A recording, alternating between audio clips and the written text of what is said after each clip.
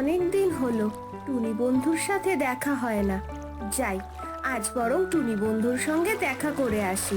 এ কথা বলে জলপরি পানির ওপর উঠে আসে আর নদীর ওপর এসেই জলপরি টুনিকে তার বাসায় দেখতে পায়। কি ব্যাপার টুনি বন্ধু, তুমি আজ এত সুমধুর কণ্ঠে গান গাইছো যে? নিশ্চয়ই কোনো শুভ খবর আছে, তাই না? হ্যাঁ জলপরি বন্ধু, আজ আমার খুব আনন্দের দিন। আজ আমি চারটে ডিম দিয়েছি। এই প্রথমবার আমি মা ডাক শুনতে চলেছি। আরে বাহ, এটা তো সত্যি অনেক বড় সুখবর। আচ্ছা, তোমার ডিমগুলো আমাকে একবার দেখাবে? এ কথা শুনে টুনি পাখি খুব আনন্দের সঙ্গে তার ঠোঁটে করে ডিমগুলো তুলে জলপরীকে দেখায়, আর ডিম দেখে জলপরীও অনেক খুশি হয়। এভাবেই বেশ কিছুদিন কেটে যায়। টুনি পাখি তার ডিমে তা দেয়, আর জলপরী মাঝে মাঝে এসে টুনি পাখির খবর নিয়ে যায়। প্রতিদিন শামুক গুগলি খেতে খেতে মুখটা একদম পচে গেল। একটু সুস্বাদু কিছু খাবার পেলে ভালো হতো। যাই, আমি বরং নদীর উপরে গিয়ে কিছু সুস্বাদু খাবার খেয়ে আসি, আর টুনি পাখিকেও দেখে আসি। আরে, আকাশে তো দেখছি ভয়ানক মেঘ করেছে। এক্ষুনি ঝড় আসবে মনে হচ্ছে। আমি ভেবেছিলাম পাখিদের বনে গিয়ে কিছু সুস্বাদু খাবার খেয়ে আসবো, তার হলো না। আমাকে এক্ষুনি জলরাজ্যে ফিরে যেতে হবে। কিন্তু টুনি বন্ধুকে তো আর বাসায় দেখছি না। টুনি বন্ধু ডিমগুলো রেখে নিশ্চয়ই খাবার খুঁজতে গেছে। ঝড় বৃষ্টিতে টুনি বন্ধুর ডিমগুলোর যদি কোনো ক্ষতি হয়, তখন কি হবে? এসব কথা বলতে বলতে শুরু হয় তুমুল ঝড় বৃষ্টি। ঘন ঘন বাজ পড়তে থাকে, গাছের ডাল এলোমেলোভাবে দুলতে থাকে, হাওয়ার বেগে নদীতে উঠে প্রচণ্ড ঢেউ। ঠিক তখনই জলপরি বলতে থাকে, কি সাংঘাতিক ঝড় উঠেছে! নদীতে এত উত্তাল ঢেউ যে আমি নিজেকে সামলাতেই পারছি না। মনে হচ্ছে এক্ষুনি ভেসে চলে যাব।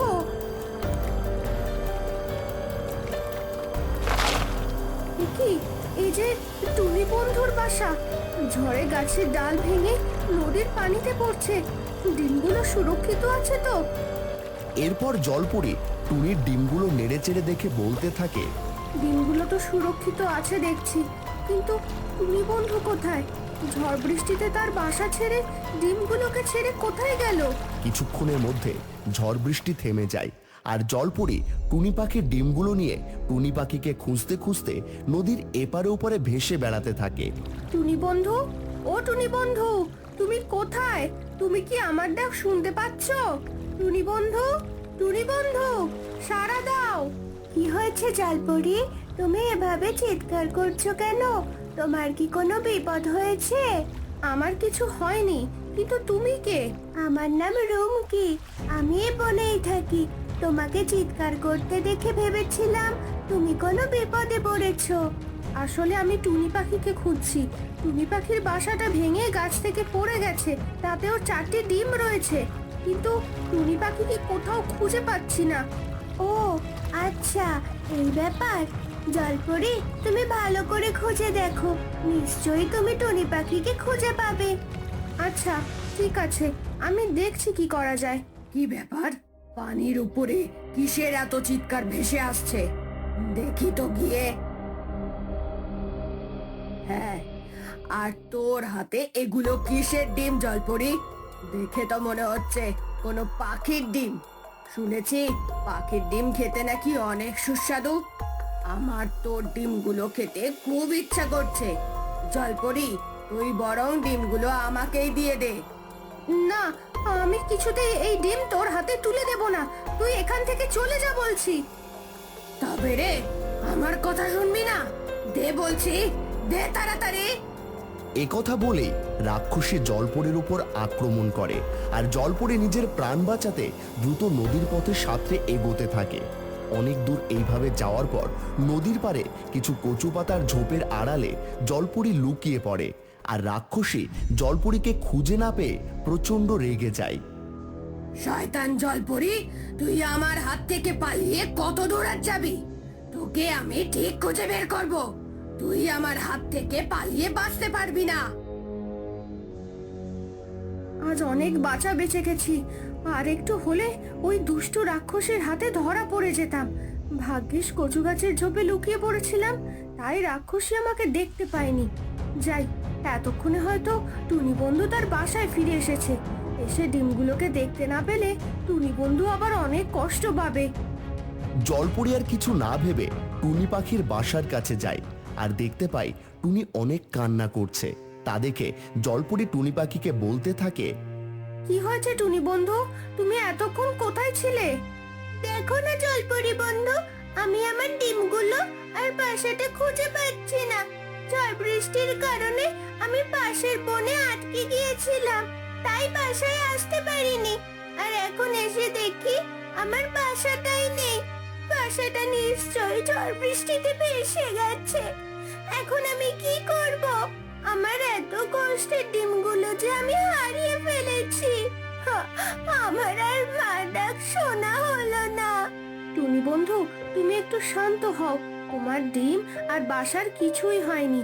আমি ডিমগুলো আর বাসাটা সযত্নে রেখে দিয়েছি। এই নাও টুনি বন্ধু, তোমার ডিম আর বাসা। তোমাকে অনেক ধন্যবাদ জলপরি বন্ধু, আমার ডিম আর বাসা সযত্নে রাখার জন্য। সত্যি তুমি না থাকলে আজ হয়তো আমার ডিমগুলোকে আমি আর ফিরে পেতাম না। হয়েছে, আমাকে আর ধন্যবাদ দিতে হবে না। তুমি এবার তোমার ডিমগুলোকে তা দিতে থাকো, আর আমি আমার রাজ্যে ফিরে যাই।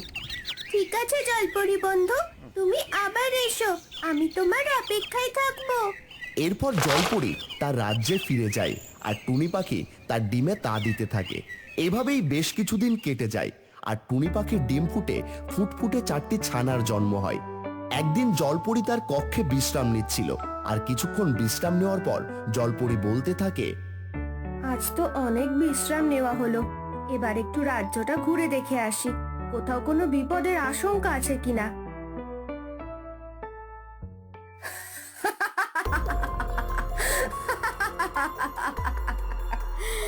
সেদিন জলপরি আমার হাত থেকে পালিয়ে গিয়েছিল, কিন্তু আজ আমি জলপরীকে কিছুতেই পালাতে দেব না।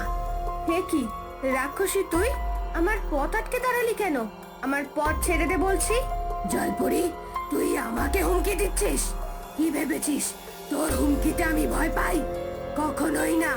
তুই সেদিন আমার হাত থেকে পালিয়ে গিয়েছিলি, কিন্তু এখন কোথায় পালাবি শুনি?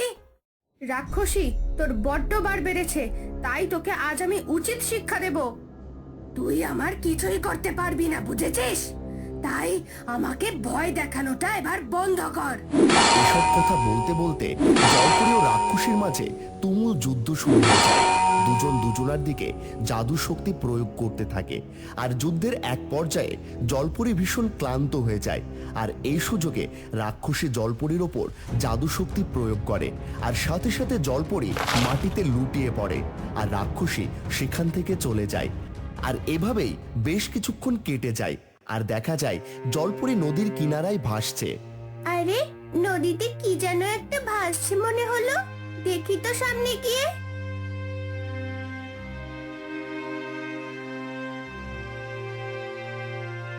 তোমাকে অনেক ধন্যবাদ টুনি বন্ধু, তুমি আমার অনেক বড় উপকার করলে। জলপরি বন্ধু, তোমার এমন অবস্থা হলো কি করে? জলপরি টুনি পাখিকে সমস্ত ঘটনা খুলে বলে। সব শুনে টুনি পাখি বলে, এই তো সাংঘাতিক ব্যাপার, আর একটু হলেই তো আমার অনেক বড় ক্ষতি হয়েছে তো। হ্যাঁ টুনি বন্ধু, তুমি ছিলে বলেই এত বড় ক্ষতির হাত থেকে আমি বেঁচে গিয়েছি। তোমার এই উপকারের কথা আমি কখনো ভুলবো না। তুমি ভালো থেকো, এবার আমাকে জলরাজ্যে ফিরে যেতে হবে। এরপর জলপরি তার জলরাজ্যে ফিরে যায় আর এভাবেই টুনি পাখি ও জলপরি একজন আরেকজনকে সাহায্য করে আর তারা সুখে শান্তিতে দিন কাটাতে থাকে।